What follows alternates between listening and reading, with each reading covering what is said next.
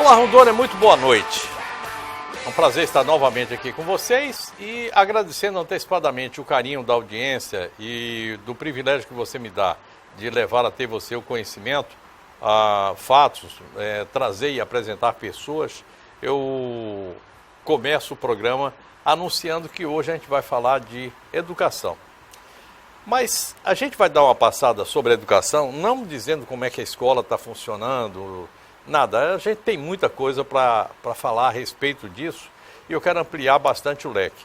E eu chamei aqui uma figura que eu já tive a oportunidade de conversar algumas vezes e que é conhecido de toda a molecada aqui de Porto Velho. O professor Sabiá do Carmela. Olha, esse é o nome que ele terminou, por esse nome ele terminou sendo conhecido dos meninos. O Sabiá, na verdade, é o Sebastião Leitão. Ele tem uma passagem que é uma dureza lá na sua vida, mas numa determinada hora, ele foi lá e disse o seguinte: do limão à limonada, a gente vai tentar fazer o melhor que a gente pode fazer com aquilo que ocorre com a gente. Mesmo que seja uma coisa difícil, dura, complicada, mas mesmo assim a coisa pode tomar um outro rumo, a gente pode escrever uma história a partir de coisas boas ou de coisas que não são tão boas. Eu não vou falar das coisas ruins que aconteceram na vida dele, não. Eu vou falar a respeito daquilo que ele encarnou e que joga para frente como a sua contribuição ao progresso de jovens e adolescentes de todo o estado, mas fundamentalmente aqui da cidade de Porto Velho. Muito boa noite, Sabiá. Prazer em tê-lo aqui novamente conosco. Novamente, quer dizer, aqui é a primeira vez, né? Na nova casa é a primeira vez, na outra casa eu acho que pelo menos umas 2 ou 3 vezes, por aí assim, por aí. Para mim é um privilégio poder estar aqui, Léo, novamente. Eu gosto muito de você, tenho um grande carinho pelo seu trabalho, entendeu? Você realmente é um cara, né? E a gente está aí, né? Se dedicando. Eu não sou professor, mas eu sou assistente social e como a gente trabalha na escola, a gente sempre, de uma forma ou de outra, a gente é educador, né? É o professor. Difícil você ver um homem trabalhando como assistente social, né? É que a minha formação, a minha história é bem bonita, Léo. Porque quando eu sou jogador de futebol, e você sabe disso, né? Né? Agora eu só brinco, só faço apresentação. Isso. Né? Então, assim, quando eu fui trabalhar na escola, 14 anos atrás, eu não tinha formação ainda, mas pelo meio, né? Pelo lugar, né? A gente está sempre naquele lugar. E eu fui lá, porque Deus quis me colocar lá, né? Porque até o trabalho que eu faço hoje, eu vejo que eu já fiz para trás, eu vejo que foi coisa de Deus mesmo. Né? Ele lidar com muitas questões sobre pedofilia, violência, questão das drogas, né? Tudo isso, meninos armados, né? Na praça ali, eu fiz muitas coisas. Se eu for voltar ao passado, eu lembro assim, cara, foi Deus que me colocou lá, porque eu fiz muita coisa, graças a Deus nunca de mal aconteceu comigo e nem arranjei inimizade com ninguém. E tudo que eu pude fazer foi em prol dos adolescentes que conviveram comigo durante esses 14 anos. Né? Mas assim, quando eu fui para a escola, eu era presidente da Associação de Pais daquela época, a APP, do Branca de Neve. Né? E depois, por coincidência, eu vim para o Carmela, minha filha veio para o Carmela e aí fui convidado para ser presidente da Associação de Pais do Carmela Dutra. E aí fui criando um vínculo, né? E aí aquela minha estadia na escola foi me causando assim uma preocupação muito grande do que eu via acontecer e em que eu podia estar ajudando, né? E aí eu fui convidado para ser amigo da escola, né? Uma história bem bonita.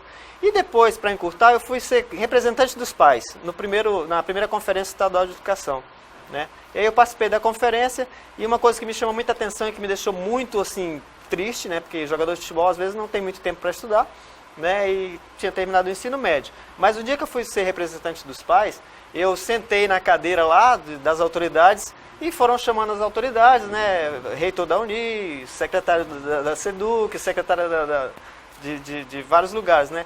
E aí aquilo me deixou muito... E aí eles contavam as suas formações, né? O orador lá falava as formações das pessoas que eram convidadas. E quando me chamaram era só o Sabiá, só o Sebastião Leitão, que era só pai.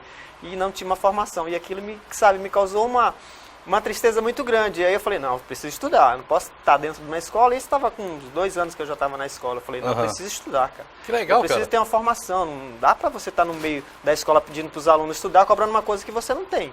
Né? E eu fiz o vestibular para serviço social, porque foi uma coisa que eu sempre fiz, né, que eu sempre gostei de ajudar as pessoas, ramo, né? Já estava no ramo, e aí coincidiu a parte, né, do meu dia a dia, né, com a profissão.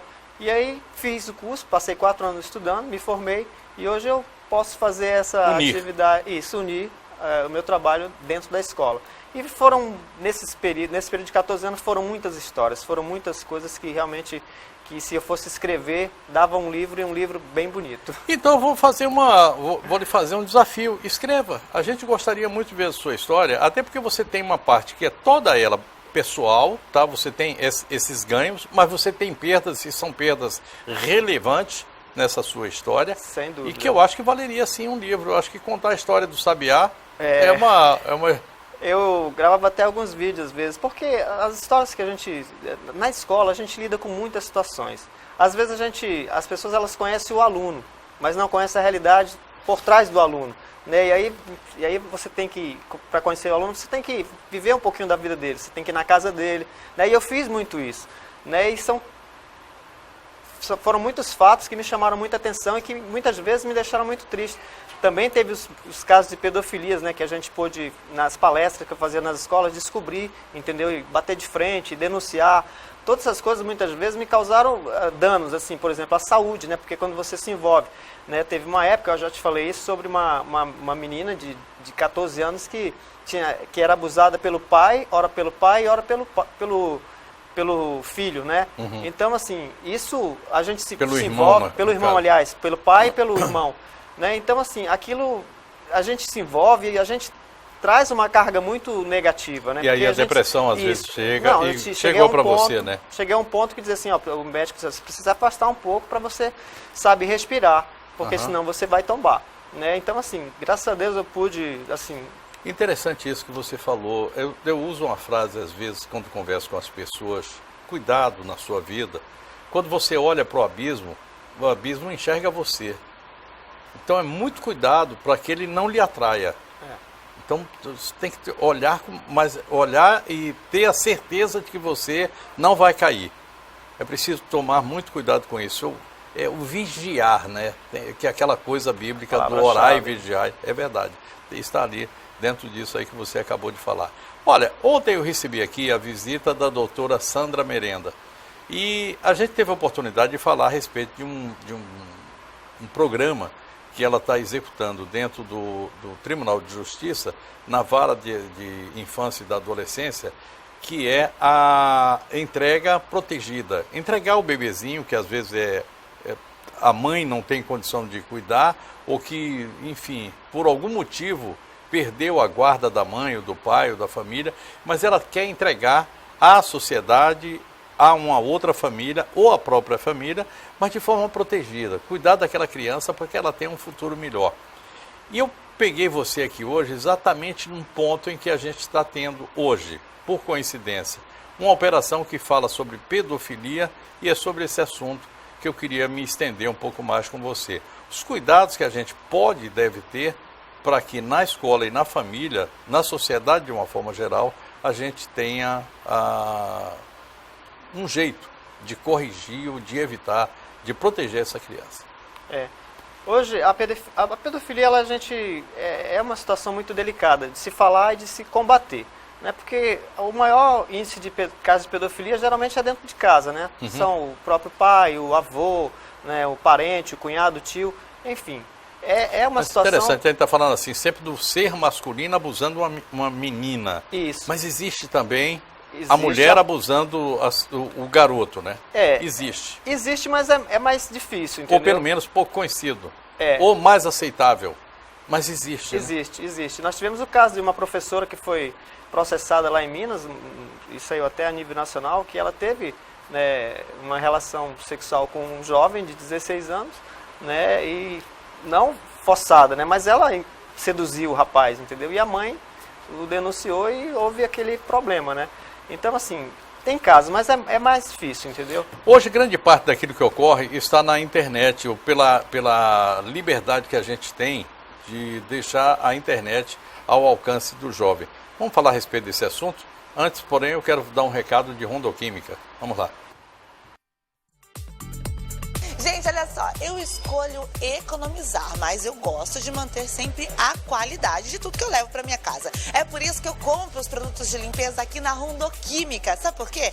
Aqui tem muita opção para escolher para todas as áreas da minha casa e tem preço muito bom. Sabe por quê? Eles fabricam, é isso mesmo. E olha só, você que tem aí um estabelecimento comercial que precisa fazer limpeza em áreas específicas como refrigeração, vem comprar o produto aqui, viu? Porque tem em grande quantidade com aquele preço muito bom para você economizar. Tá esperando o quê? Vem conhecer a Rondoquímica, que eu tenho certeza que você vai gostar do atendimento de qualidade. E olha, todo sábado tem um delicioso café da manhã, viu só? Vale a pena vir conferir e economizar, além de levar qualidade aí para sua casa e para o seu comércio. Aqui tem também produtos específicos para limpeza de carro. A Rondoquímica está esperando você aqui na Avenida Amazonas, logo depois da Mamoré. Perde tempo não, vem para cá.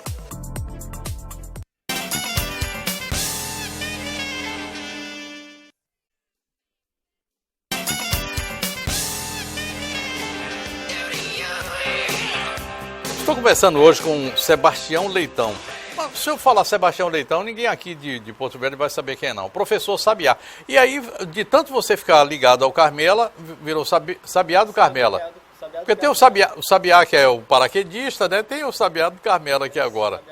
Uhum. Um tempo, eu até coloquei lá no meu perfil lá do Facebook, é Sabiá do Carmelo. Ô, Sabiá, a tua filha, como é que tá? Ela já tá agora com que idade? Minha filha tem 25 anos. Uhum. 25 anos. Tá bem, tá casada, graças a Deus. E vocês continuam com aquela união? A gente tem um vínculo muito grande muito com forte, meus filhos. muito forte. E eu acho que é isso que está faltando. São quantos filhos, Sabiá? Eu tenho 4 filhos. 4 filhos. Né, 2 do primeiro relacionamento e tenho 2 agora do segundo. Agora você tem essa ligação muito forte com essa menina, né? Tenho, a minha filha, a Nauá, a Maiara. A Maiara, a Maiara me deu muito trabalho na escola, por isso que eu tô lá até hoje.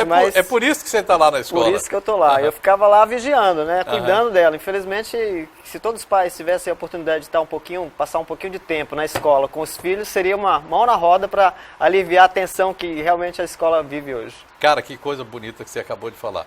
Ô, Sabiá, hoje o mundo está aqui, na nossa mão, né? Com certeza. E toda criança, praticamente, a primeira coisa que quer é um smartphone, um celular, alguma coisa do estilo. Isso aqui, o mundo está aqui. O mundo e o inferno também. Você que escolhe. Você que anda muito nas redes sociais, que está no Facebook, você sabe exatamente como é que é isso. Quanto você apanha e quanta pancada você vê lá dentro. Com certeza. E no meio de tudo isso, ainda existe aquela web profunda, a Deep Web, que é onde você encontra os casos de pedofilia, os casos de crime, o caso... Bom, tudo que é desgraça que existe está lá. Não é na web, é na Deep Web, né? Chamada de internet profunda. É aquela que fica lá embaixo que ninguém conhece. Que ninguém só conhece quem vai lá fuçar, quem é do mal, mesmo, quem vai fuçar. Bom, e hoje as crianças podem entrar nisso aqui e de repente estarem aí envolvidas em algo muito maior. Queria que você, com a sua experiência de professor e de assistente social, de pai, cuidadoso que é, falasse a respeito disso. Olha, eu acho que é interessante isso. Sabe por quê? Porque às vezes a gente vê que os pais eles têm muita necessidade, né? E às vezes eles não suprem suas necessidades, às vezes deixam de suprir as suas para suprir as dos filhos, né? É muito comum a gente ver pais que às vezes não tem muito que dar, mas dá o melhor celular para o filho, né? Muitas vezes fica pagando em 10, 12 prestações e às vezes esse celular é até roubado dentro da escola, né? Ou então no caminho da escola, acontece muito.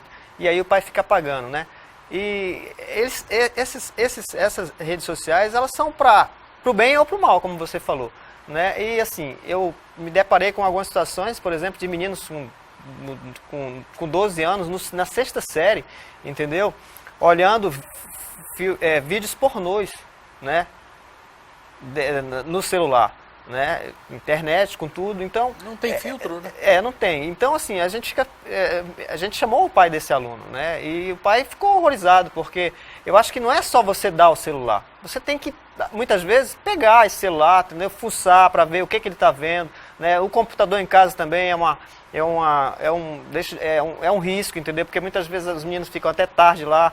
Muitas vezes, tem muitos casos de pedofilia também por porque às vezes eles ficam muito à vontade e conhecem pessoas que muitas vezes não conhecem, e aí começa um relacionamento, e aí tem aquela questão do pedófilo que se apresenta às vezes até como uma menina, né, para adquirir a confiança. Às vezes aquela história da Julinha, na verdade, é um tarado que está lá do outro lado. Pedófilo, não tem nada a ver com Julinha. Não, e às vezes conseguem ter afinidade, conseguem criar um vínculo com essa pessoa e de repente marcam um encontro. E quantos casos a gente já não viu de meninas que vão para esses encontros e não voltam mais? Aqui em Porto Velho, inclusive. Aqui, nós tivemos alguns casos também. Esses dias eu estava vendo que foi bem divulgado, uma moça, não sei se você chegou a ver, a Rayane, lá em São Paulo, né, que disse que ia para casa de uma amiga. E aí a gente está sempre alertando os pais dessa questão de ir para casa de colega, entendeu? Ah, vou para casa da minha colega dormir, às vezes os pais deixam lá, de lá ela vai para outro lugar, entendeu? E isso não é muito bom, entendeu? Então, assim, eu acho que eu sou do tempo que a gente brincava de papagaio, peteca, peão e outras coisas. Hoje não existe isso. Esses meninos, eles passam, se deixar, eles passam 24 horas do dia com o celular na mão. Eu digo porque a minha filha, se eu não policiar ela, né, desde os 13 anos que ela queria um smartphone, né, e eu dei agora, que ela já está com 16, entendeu por quê? Porque não merecia, porque não estava fazendo por onde, e eu acho que é isso que tem que acontecer. Às vezes a gente tem que impor limites, entendeu? A gente não pode ser tão permissível com nossos filhos, porque quando a gente é permissível e a gente não deixa eles receber as coisas por merecer, a gente deixa eles muito à vontade, entendeu? E eles não se preocupam. Eu acho que o pai, ele tem que...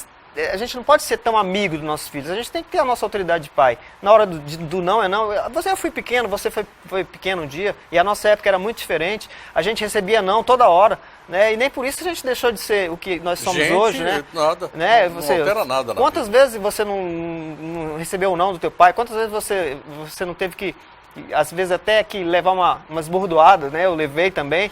E nem por isso eu fiquei frustrado. Não está marcado nada na alma nem no corpo, nada, não. Né? Eu agradeço aos meus pais pela criação que ele me deu. Então hoje, se você não for lá no teu quarto, eu passei uma vez no meu quarto, a minha filha estava lá, era 2 horas da manhã, ela estava com o celular, conversando, vendo vídeo. Eu fui lá e tomei, briguei com ela, então falei, não tomei nesse dia, mas eu falei que eu vou tomar da próxima vez. Liga esse celular e vai dormir. Acabou, fez e falou assim, vai resolver. Agora a gente não pode ser tão permissivo, porque às vezes a gente pode, de tão ser permissivo, a gente pode estar entregando os nossos filhos para o mundo e eles não estão preparados para lidar com muitas situações que o mundo está oferecendo. Nós temos uma situação muito grande de violência, nós temos suicídio no meio dos jovens. E aí, esses dias agora mesmo, teve um aluno há 2 semanas atrás que se atirou lá no Carmela, deu um tiro no queixo, hoje ele está internado, né, se recuperando, conseguiu se salvar. Mas assim, se você for ver o histórico, tem alguns problemas, né, que o moleque estava com arma dentro da escola? Não, isso foi em casa. Em casa. Né? Depois eu fui sondar e tal, até fui visitar o irmão dele. O menino estava normal. De repente, lá ouviram o tiro e ele se atirou dentro de casa. Agora, se você ver, o menino já tem uma história de problemas, entendeu? E aí, essa questão desse abandono é o que a gente vê nas escolas hoje. Né? A gente vê que esses meninos estão carentes. Eu sou pai de um monte de menino lá na escola que me chamam de pai. E eles têm pai. Mas por que me chamam de pai? Será porque eu sou atencioso? Será porque eu estou dando aquilo que de repente os pais não estão dando? Né? Que é atenção, que é amor, que é carinho. Eles precisam disso. A gente vê um monte de meninos carentes. Porque os pais se preocupam muito em trabalhar, entendeu?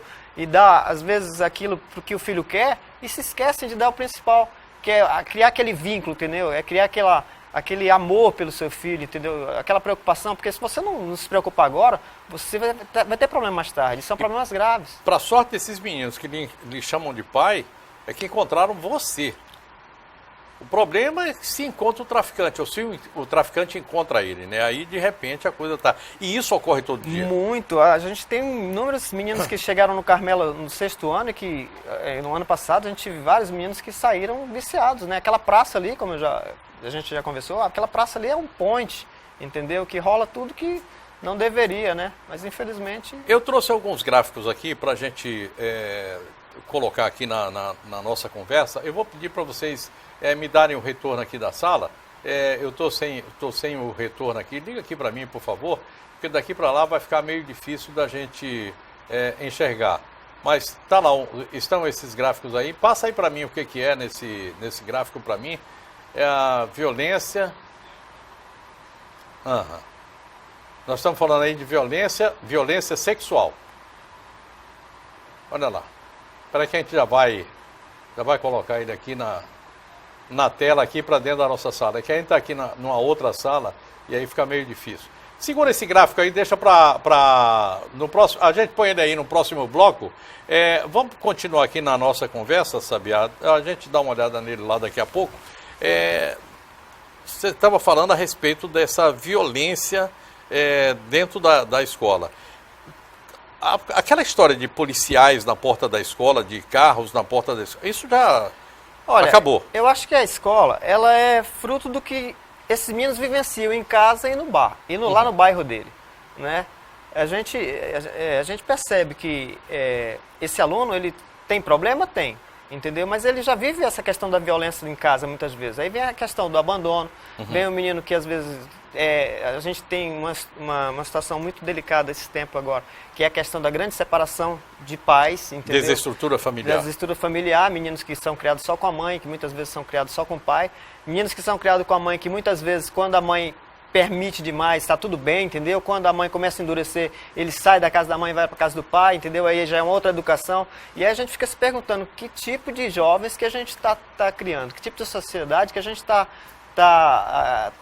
vai vivenciar daqui 10, 15 anos. Porque esses meninos, eles, queira ou não queira, vai fazer falta o pai. Né? A gente não tem ex-filhos, eu costumo dizer que ninguém tem ex-filho. A gente tem ex-namorado, a gente tem ex-esposa, mas ex-filho a gente nunca tem. Nunca vai deixar de ter, né? Será filho para sempre. Será filho para sempre. E a gente, às vezes, não pode também ficar atribuindo essa responsabilidade de pai, entendeu? Terceirizando, dando para outras pessoas, entendeu? Ou para o Estado, né? Ou para o Estado, né? É o caso, se você não cuidar, mais para frente é o Estado que vai ter que cuidar, né? Ou de uma maneira ou de outra. Eu vou lhe pedir um minutinho, eu vou chamar aqui o PEMASA e FAG nesse bloco, e a gente retorna, inclusive, para a gente ver aquele gráfico que a gente vai mostrar aqui agora para o telespectador e para você também, para a gente poder conversar sobre ele. Vamos lá então, fechando o segundo bloco.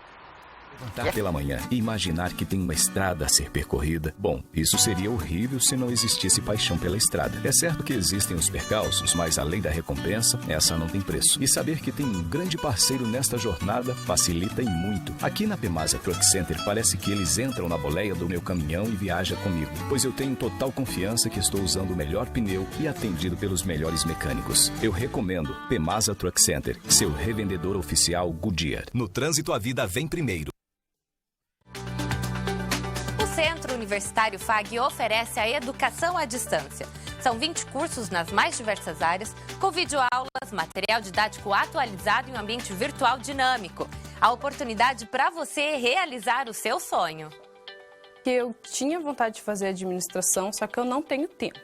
Então, pensando, nossa, existe EAD, tem videoaula, tem a plataforma onde você consegue conversar com o professor. O que você está esperando? Realize!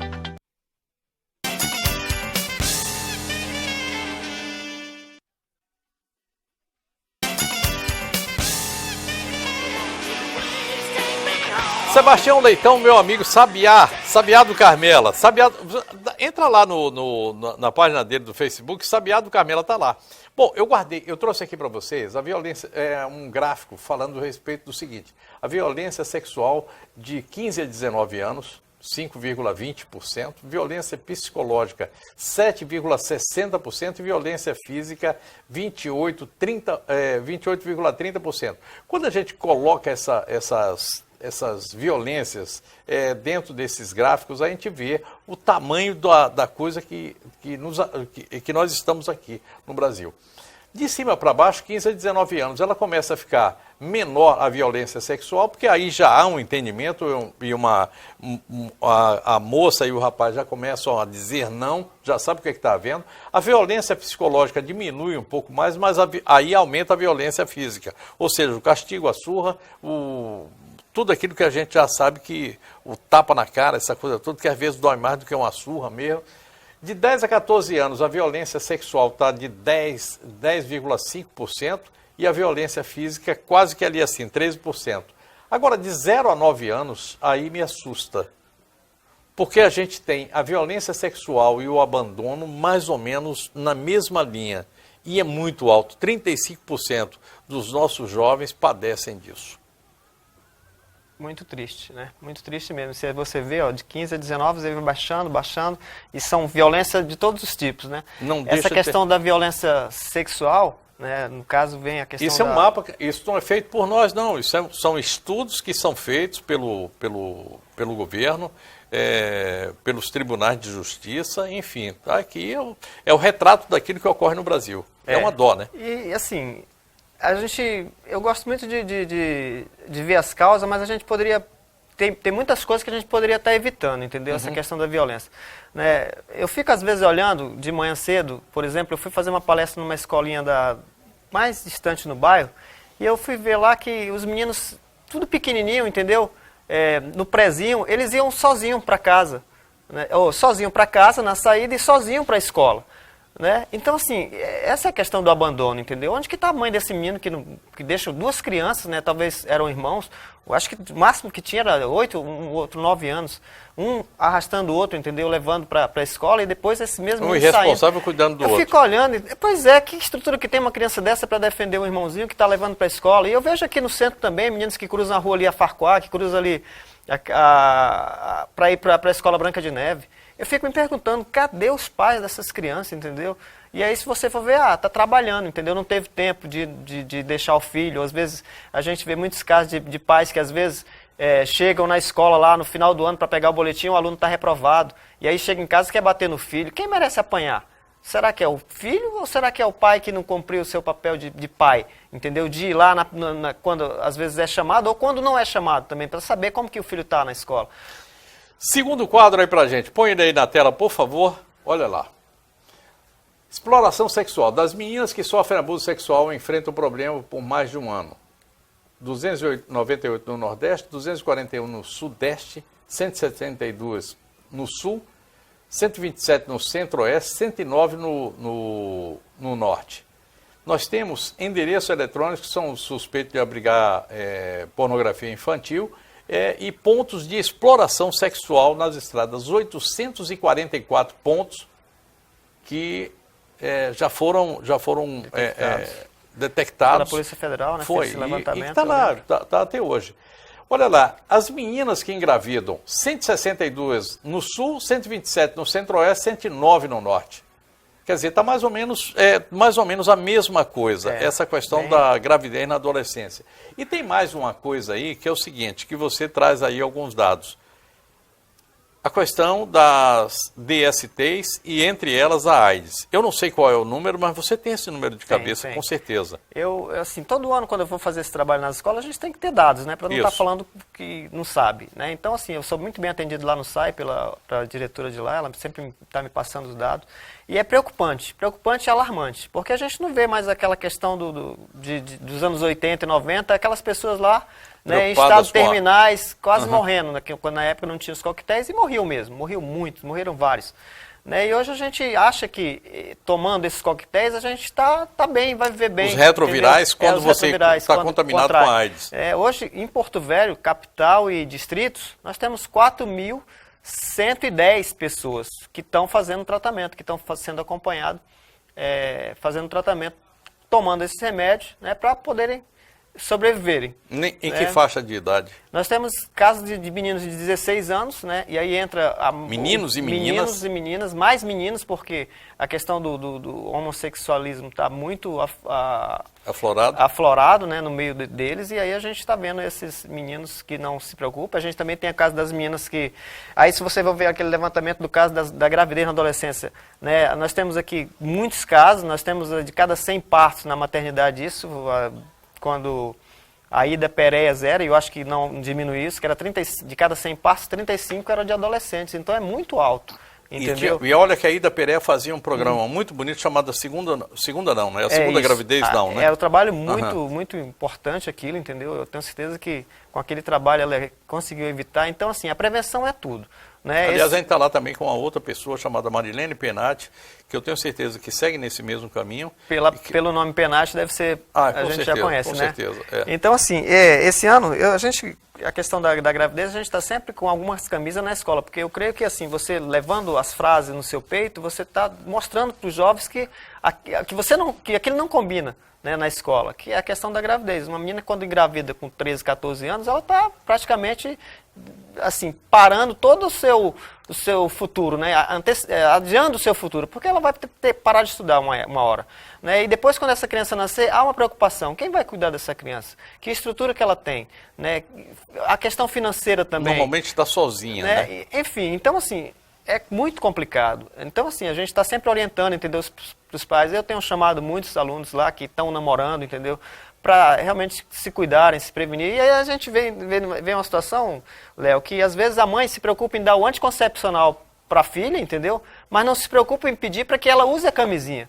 Você imagina isso? Ela está mais preocupada com a gravidez do que contrair uma doença sexualmente transmissível. Porque não é só AIDS, né? Nós temos a hepatite, nós temos a sífilis, que também está muito latente no meio dos adolescentes, e a gente não vê essa preocupação dos pais, entendeu? Então, será que é mais interessante você levar ela na farmácia, dar uma injeção e deixar ela à vontade, do que você, sabe, orientar, entendeu?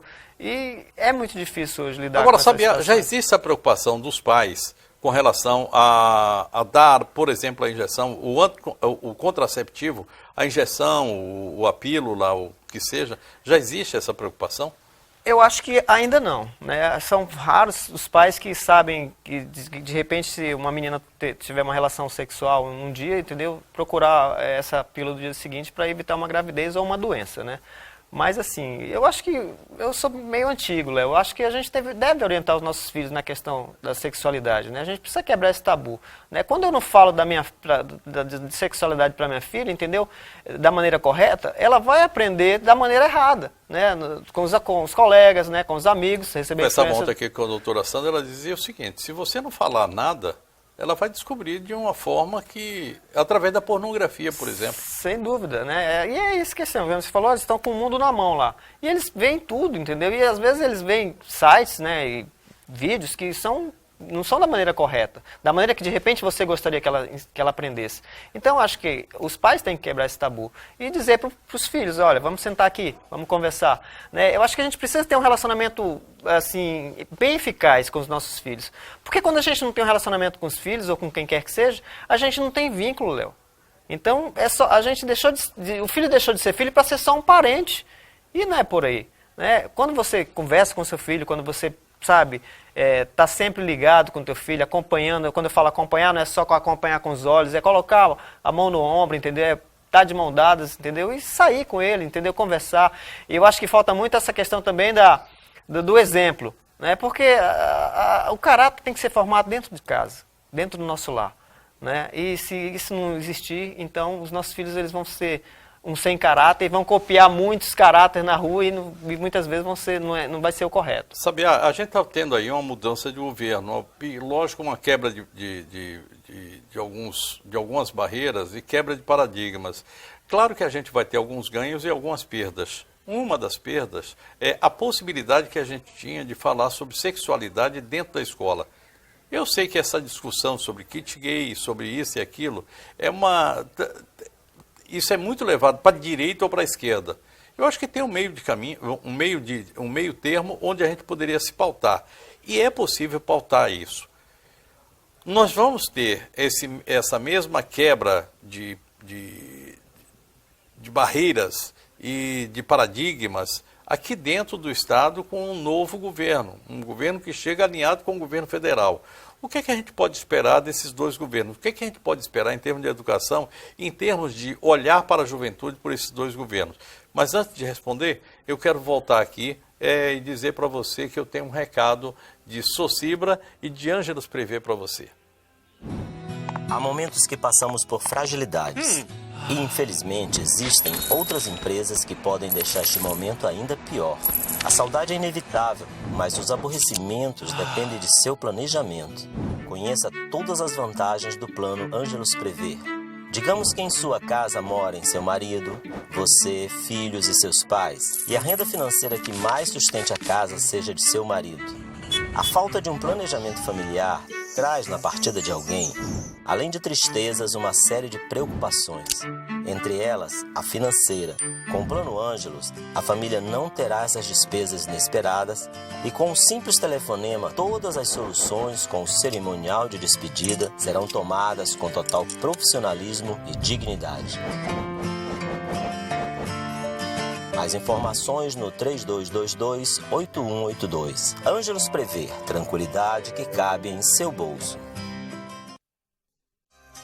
Gente, olha onde eu tô, aqui no Shopping da Saúde, dentro da Socibra, que você já conhece. Eu quero te fazer um convite, viu? De 21 a 24 de novembro vai acontecer a segunda semana da Saúde Socibra. E olha só, uma programação maravilhosa, cheia de descontos imperdíveis para você que é profissional, estudante da área da saúde, para você que quer aí super dicas, demonstração de produto, vai ter aferição de pressão, glicemia, testes. Olha que legal também, receitas proteicas, enfim, muita coisa boa, sorteio de brindes de 21 a 24 de novembro. A programação está disponível na rede social da Socibra, que está aparecendo aí na sua tela. E também você pode vir até aqui na loja, que está repleta de decoração de Natal. Dá só uma olhada nessa árvore de Natal, que linda. Você pode ter uma na sua casa, você pode montar ela do jeito que você quiser e encontrar todos os enfeites aqui na Socibra, tudo em um só lugar. Para sua casa ficar linda com a magia do Natal, vem para a Socibra, aqui na Rafael com Tabajara, esperando você com tudo isso e muito mais. Não esqueça, de 21 a 24, Semana da Saúde Socibra, vem pra cá.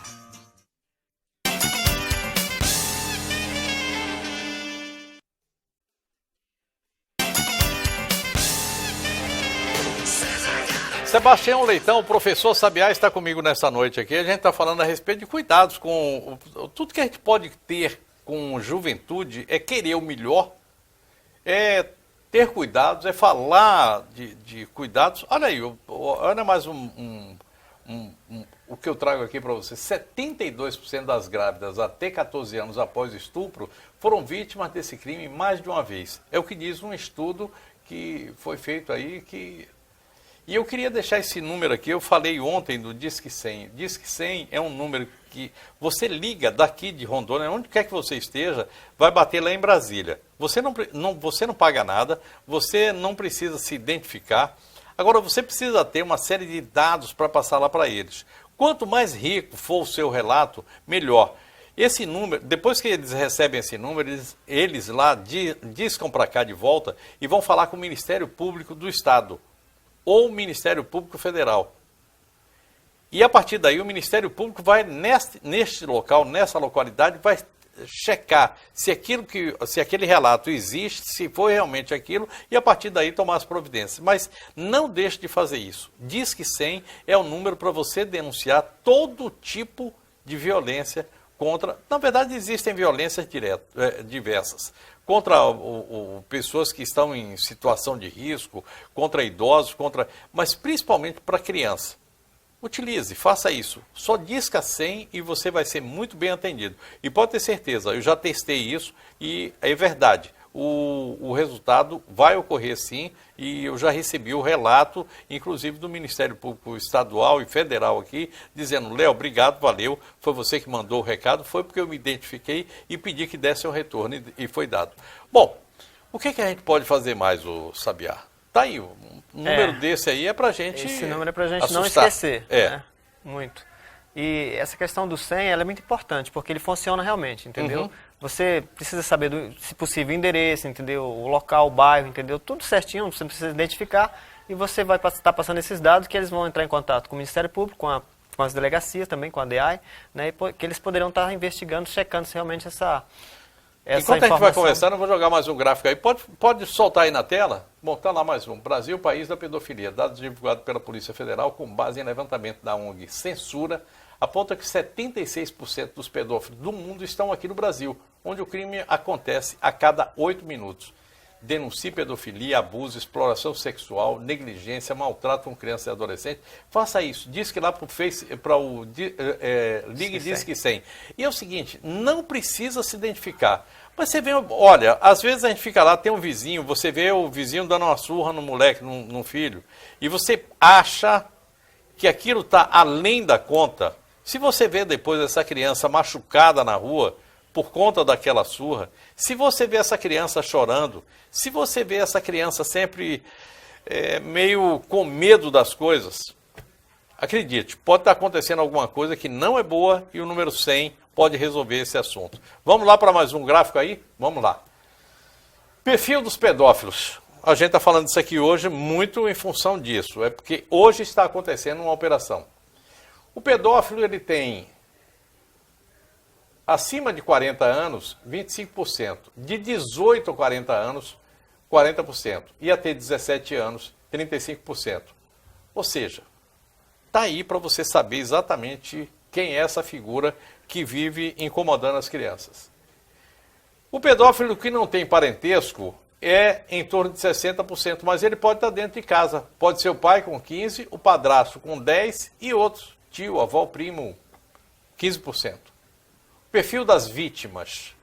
Quem é a vítima preferencial do pedófilo? Homens, 20%. Mulheres, 80%. Ou seja, as meninas são as vítimas principais.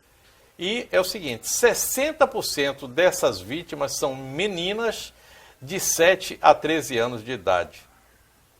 35% é abaixo de 7 anos de idade, e aí já não é uma só doença, é uma aberração.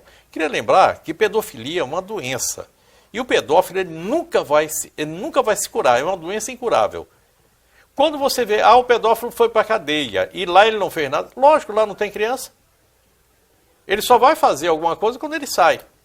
Então, eu não sei qual é o caminho, mas a sociedade precisa pensar a respeito desse assunto.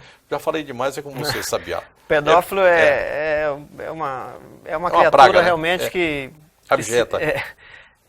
Você tem o pedófilo estrutural é aquele que se estrutura, né, para atrair as suas presas, né, que é aquele que de repente tem uma casa, né, que tem lá tudo aquilo que agrada a criança, né, para conquistar, e de repente ele faz tudo isso para atrair e depois abusar, né.